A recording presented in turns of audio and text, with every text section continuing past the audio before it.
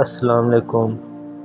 آج دنیا بھر میں لاکھوں لوگ روزانہ موٹر سائیکل پر سفر کرتے ہیں، کبھی تیز رفتار ریسنگ، کبھی گاؤں کی سڑکیں اور کبھی شہر کی ٹریفک میں بچ نکلنے کا ذریعہ۔ لیکن کیا آپ جانتے ہیں کہ پہلی موٹر سائیکل کس نے بنائی اور کب بنائی؟ آئیے چلتے ہیں 140 سال پرانی کہانی کی طرف۔ 1980 کی دہائی۔ دنیا میں گاڑیاں صرف گھوڑوں سے کھینچی جاتی تھیں، انجن کا استعمال ابھی نیا تھا۔ اسی دور میں ایک جرمن انجینئر تھا جس کا نام تھا گوٹلیب ڈیملر۔ ڈیملر سوچ رہا تھا اگر انجن گھوڑے سے زیادہ طاقتور ہو تو کیوں نہ ہم ایک ایسی سواری بنائیں جو خود چلے۔ 1985 میں گوٹلیب ڈیملر اور اس کے دوست نے ایک لکڑی کا ڈھانچہ بنایا جس میں ایک چھوٹا سا پیٹرول انجن لگا دیا۔ یہ تھی دنیا کی پہلی موٹر سائیکل۔ اسے ڈیملر ریٹ ویگن کہا جاتا ہے، جس کا مطلب تھا رائڈنگ وہیکل۔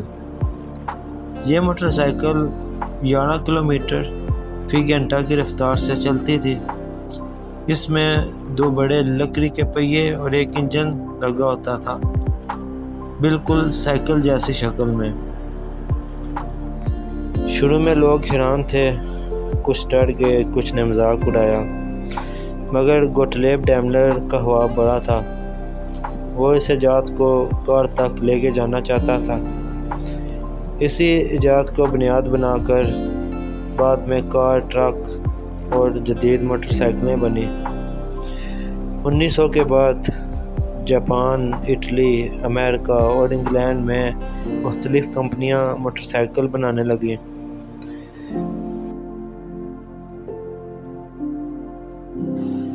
پاکستان میں 1960 کی دہائی میں سب سے پہلے جاپانی کمپنی کی موٹر سائیکلیں آئیں۔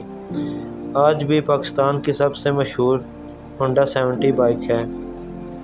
بعد میں یاماہا، سوزوکی اور لوکل کمپنیوں نے بھی مارکیٹ سنبھال لی۔ آج پاکستان میں تقریباً 2 کروڑ سے زیادہ موٹر سائیکلیں رجسٹرڈ ہیں۔ موٹر سائیکل صرف سواری نہیں، یہ روزگار ہے، سفر کا ذریعہ ہے، کچھ کے لیے جذبات ہے، کچھ کے لیے آزادی۔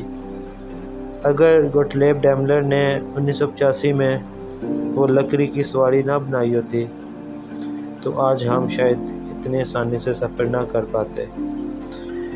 تو یہ تھی موٹر سائیکل کی حیرت انگیز کہانی۔ اگر آپ کو ویڈیو پسند آئی تو لائک کریں، سبسکرائب کریں اور کومنٹس میں بتائیں کہ آپ کی پہلی موٹر سائیکل کون سی تھی۔ ملتے ہیں اگلی کہانی میں۔